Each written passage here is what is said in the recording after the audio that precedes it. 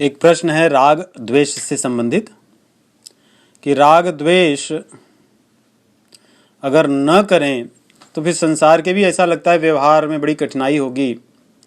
और कभी कभी ऐसा भी प्रतीत होता है कि अध्यात्म में भी हम राग द्वेष करते हैं, इसीलिए कोई एक भजन एक तरह से गाते हैं, दूसरी तरफ से नहीं गाते हैं, दूसरी ढंग से नहीं गाते, दूसरे राग में नहीं गाते।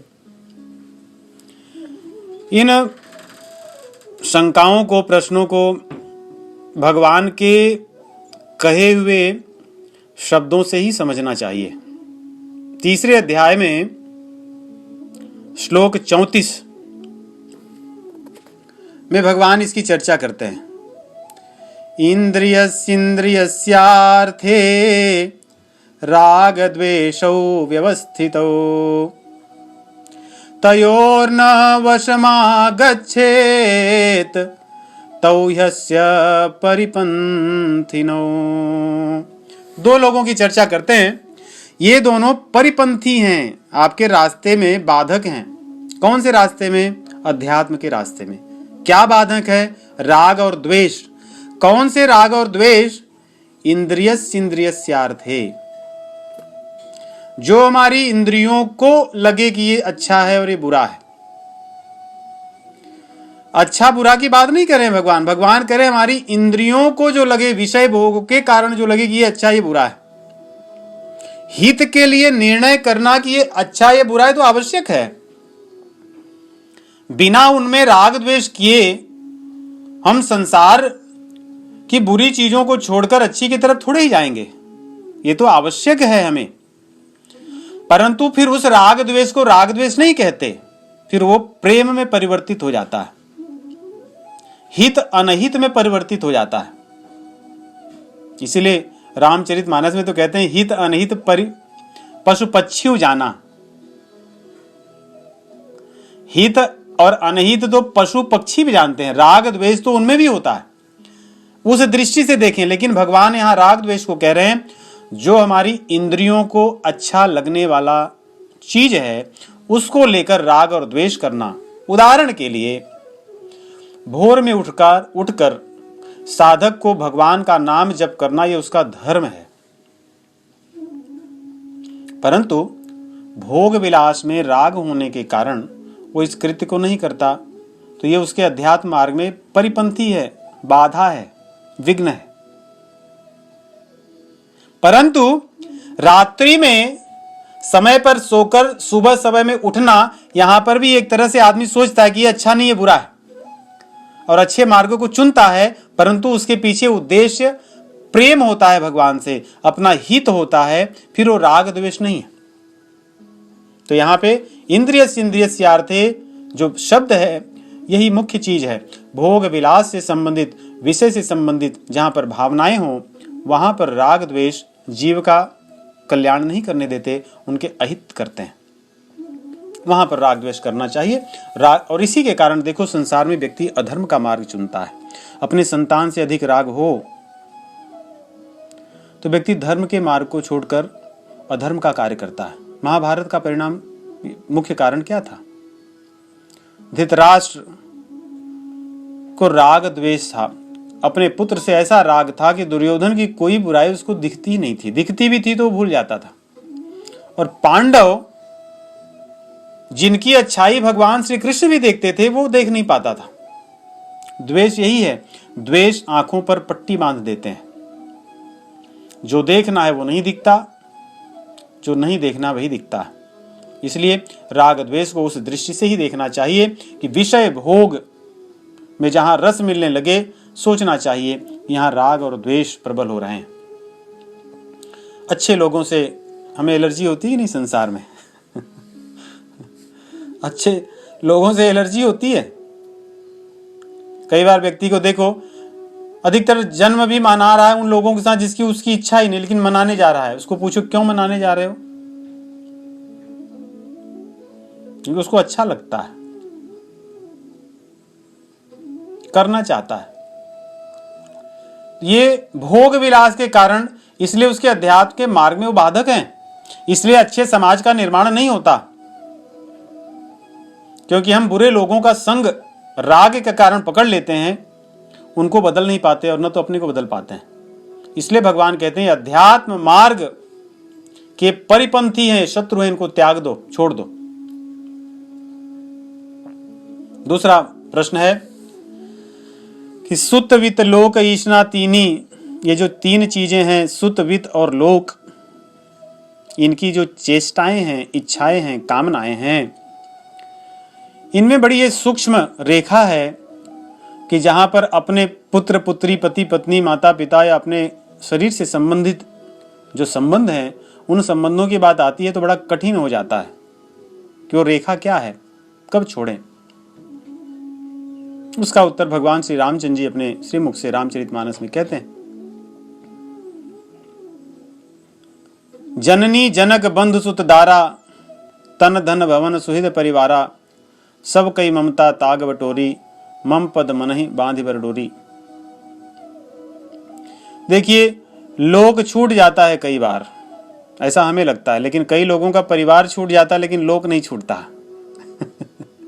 नहीं, कई बार व्यक्ति, हमारे सनातन धर्म में देखिए कितने लोगों ने अपने परिवार छोड़ दिए हैं अपने कल्याण के लिए, जग की सेवा के लिए। और आज भी भारत भूमि में कितने ऐसे बड़े बड़े लोग हैं जिन्होंने अपना परिवार नहीं बसाया भगवान की सेवा के लिए, संसार की सेवा के लिए, अपने कर्तव्य के पालन के लिए। अभी कुछ दिन पहले हमें पता चला कि जिसका नाम माउंट एवरेस्ट है, वो वास्तव में किसी के द्वारा की गई जो कमाई थी उसको हड़प कर किसी व्यक्ति ने अपना नाम रख दिया। भारत के राधानाथ सिकदर नामक व्यक्ति थे जिन्होंने उस चोटी की ऊंचाई की गणना की थी, एक विद्यार्थी थे। लेकिन उनका दुर्भाग्य था कि अंग्रेजों के समय में वो अंग्रेजों के नौकर थे, नौकरी करते थे, बाबू थे। उन्होंने काम करके सब दिया, उसने अपना नाम डाल दिया। और वो अविवाहित थे, बात मैं इसलिए कह रहा हूं, वो अविवाहित थे। उन्होंने पूरा जीवन अपना अच्छे कार्यों में बिताया। आज भी ऐसे बहुत से लोग हैं, परंतु लोक की इसना उनसे नहीं छूटती। सुत छूट गया, धन संपत्ति वैभव का संग्रह छूट गया, परंतु संसार में नाम की इच्छा नहीं छूटती। कई लोग उल्टे हैं, नाम रहे न रहे धन संपत्ति चाहिए। उनको गालियां दो, कुछ भी करो, पाप करें, अधर्म करें, इनके मर जाने के बाद लोग उनका नाम न लेना चाहें, फिर भी वो धन संपत्ति तो प्राप्त करना चाहेंगे। और कई लोग होते हैं, न उनको धन संपत्ति से मतलब है, न उनको संसार में नाम हो या ना हो उससे मतलब, उनको अपने बस मोह में, अपने वही जो शरीर से संबंधित उसमें ही लगे रहते हैं, उससे भी ऊपर नहीं उठ पाते। ये तीनों चीजें व्यक्ति की, अलग अलग व्यक्तियों की अलग अलग स्वभाव के कारण उनकी कमजोरी होती है। इसलिए ऐसा नहीं सोचना चाहिए कि एक छूट जाता है, कि लोक और वित्त छूट जाता है लेकिन परिवार नहीं छूटता। ऐसे तीनों उदाहरण आपको मिलेंगे कि दो छूट जाते हैं, एक नहीं छूटता। वही तो आसक्ति है, उसी को भगवान कह रहे हैं असंग शस्त्रेण। जब इनसे हम अपने आप को दूर करने लगेंगे, और दूर करने के लिए ये आपका, आप चाहोगे तभी होगा, जब आप उस दृष्टि, इसीलिए तो ज्ञान है। चौथे अध्याय में भी भगवान कहते हैं ज्ञान रूपी तलवार है, ज्ञान असी कि तलवार, इसका तलवार को उठाओ। जब अज्ञानता में रहेंगे तो चीजों से लगाव होगा ही। तो इनका कोई ऐसा नहीं कि हमें टेबलेट खा लेंगे और ऐसे कर लेंगे तो ठीक हो जाएगा। आप इसको ज्ञान से चिंतन कीजिए कि अपने ही जो लोग हैं ये कितने दिन तक हमारे साथ रहेंगे, एक दिन छूटेंगे कि नहीं। इसलिए कहते हैं कि धनानि भूमौ पशवश्च गोष्ठे, नारी गृहद्वारि सुता श्मशाने, देहश्चितायां परलोक मार्गे, धर्मानुगो गच्छति जीव एको। जब इस संसार से शरीर छूटता है तो धन संपत्ति वैभव यहीं धरा रह जाता है, बस खाते में ही रह जाता है, उसका हम नाम भी बदलवा नहीं पाते, इतनी भी सामर्थ्य नहीं होती, कोई और करता है। सब कुछ यहीं छूट जाता है। जो हमारे अपने होते हैं वो यहीं रहते हैं, घर में बैठकर रो सकते हैं, बहुत होता है तो कुछ लोग स्मशान भूमि तक आते हैं। जिसकी मैंने जीवन भर सेवा की, ये मेरी शरीर ये चिता तक साथ देती है, कुछ क्षण में जल कर ये भी राख हो जाती है, भी मुझसे छूट जाती है। बची हुई हड्डियां जो होती हैं उनको भी लोग गंगा जी में फेंक कर प्रवाहित करके उनसे भी पीछा छुड़ा लेते हैं।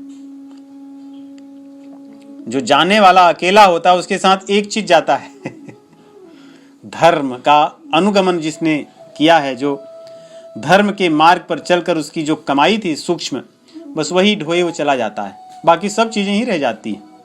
तो इस प्रकार चिंतन करने से मन में इन तीनों के लिए कर्तव्य तो करेंगे, लोक के लिए भी, परिवार के लिए भी, सब चीजों के लिए, परंतु इनसे ईर्ष्या हमारी बदल जाएगी। जैसे हमारे बच्चे हैं, ये सब से हमें कितना प्रेम है, लेकिन बच्चों के से प्रेम इसलिए नहीं है कि ये पिज़्ज़ा खाते हैं, पास्ता खाते हैं या वीडियो गेम, इसलिए प्रेम नहीं है इनसे प्रेम इच्छा भगवान के संबंध से है। ये बच्चे भगवान के हैं, भगवान के कार्य को करें, अपने कर्तव्यों को करें और इस जीवन को जीते हुए कल्याण अपना और दूसरों का करते हुए इस संसार रूपी जो वृक्ष है इससे अपने आप को अलग कर लें, इसलिए प्रेम है। वैसे ही इसी प्रेम को हम सबसे बढ़ाएं, अपने कर्तव्यों को उसी में करें। ये कठिन कार्य है, परंतु अभ्यास से होता है, सत्संग से होता है, स्वाध्याय से होता है, भजन से होता है, साधना से होता है और सबसे ऊपर संतों और भगवान की कृपा से होता है, संभव है। प्रश्न है कि द्वंद्व और संशय में क्या भेद है, और कभी कभी परिवार की छोटी छोटी चीजों में संशय या द्वंद्व होता रहता है, इससे बहुत समय व्यर्थ होता है, कैसे बचें? बड़ा कठिन प्रश्न है ये ये व्यक्तिगत है, परंतु हाँ, संशय और द्वंद्व, संशय में अज्ञान प्रमुख होता है और द्वंद्व में भी अज्ञान प्रमुख होता है, परंतु दोनों की एक समझिए कि संशय में व्यक्ति की अज्ञानता बहुत अधिक होती है, या ऐसा सोचें कि वो समझता है कि मैं ज्ञानी हूं। संशय में वो इतना अज्ञानी होता है कि उसको ये नहीं पता होता कि वो अज्ञानी है, उसको लगता है कि वो ज्ञानी है। संशय में क्या होता है, आप किसी व्यक्ति को सुझाव दीजिए कि आप ऐसा कीजिए, तो अधिकतर संभावना है कि वो उसके विपरीत वाला कार्य करेगा। अधिकतर वही व्यक्ति सठ होता है, क्योंकि उसको विश्वास नहीं होता, विश्वास की कमी होती है। और यही जब चीजें दृढ़ हो जाती हैं, धीरे धीरे संशय की भावना दृढ़ होती जाती है, तो राग और द्वेष में परिवर्तित हो जाता है,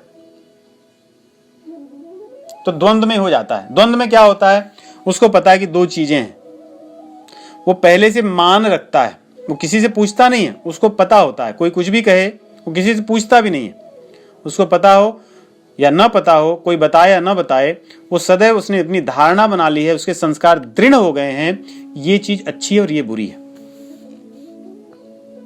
संशय में उसको पता नहीं होता, लेकिन जब आप कोई कहोगे तो उसके मन में होता है, अच्छा ये कह रहे हैं तो ये गलत होगा, ये दूसरा वाला कार्य करेगा।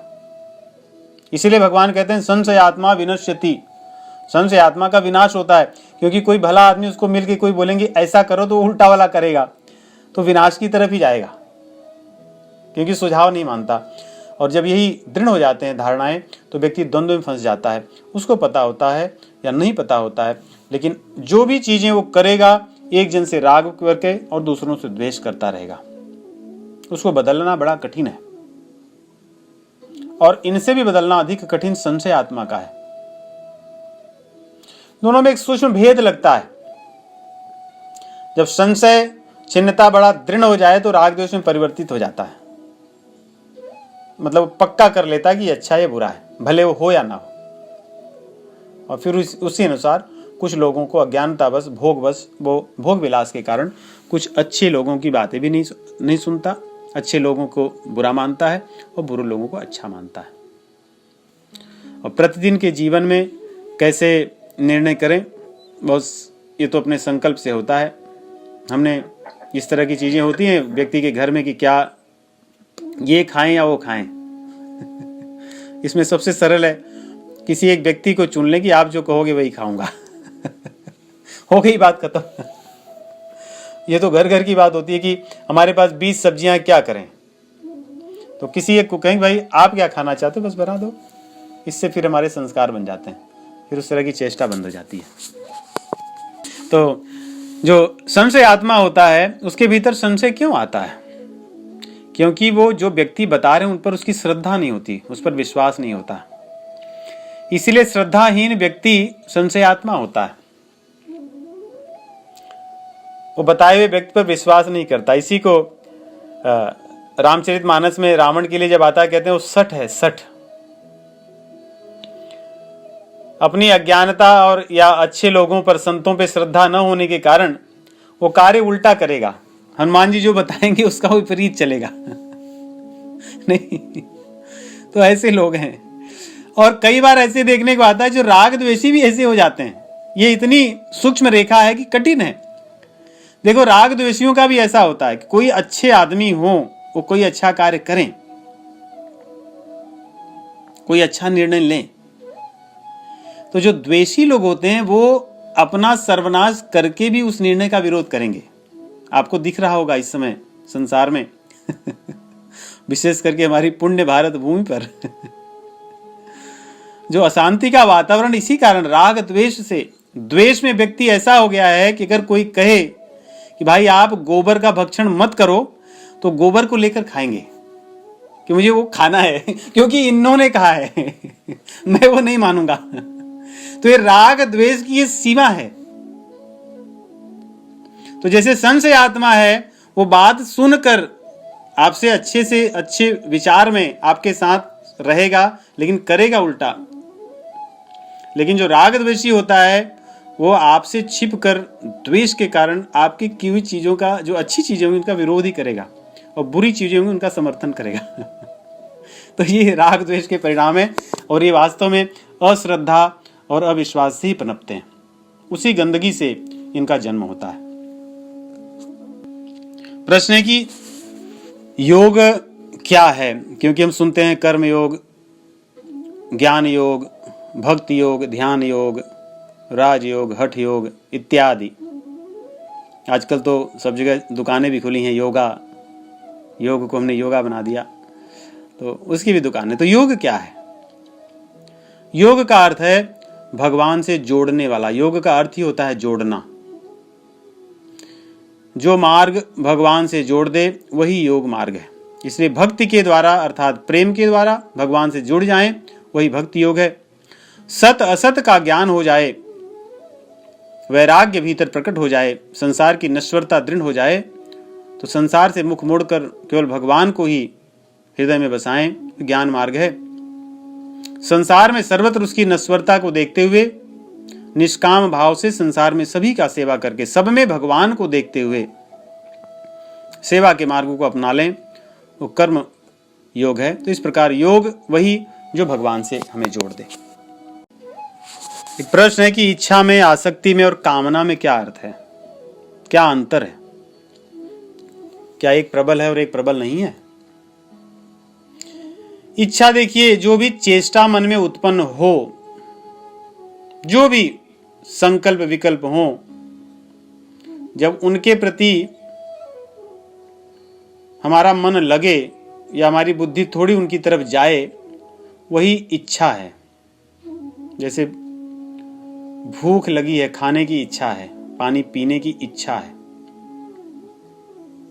अब पानी पीने में गर्म पीना है, ठंडा पीना है अलग बात है, लेकिन पीने की इच्छा है, पानी चाहिए, जो हमें लगे कि हमें चाहिए, वो इच्छा है, चाह। चेष्टाएं जब आवश्यकताएं में बदलने लगे तो इच्छा है। बाकी कामना और आसक्ति की बात देखें, ये सब हैं तो एक ही परिवार के। स्पृहा, चाह, इच्छा, कामना, आसक्ति इत्यादि। दूसरे अध्याय में भगवत गीता के श्लोक 62 और 63 में भगवान इनकी चर्चा करते हैं कि आसक्ति और कामना क्या है। ध्यायतो विषयान पुंसः संगस्तेषु उपजायते, संगात संजायते काम, कामात् क्रोधो विजायते, क्रोधात् भवति सम्मोहः, सम्मोहात् स्मृति विभ्रमः, स्मृति भ्रंशात् बुद्धिनाशो, बुद्धिनाशात् प्रणश्यति।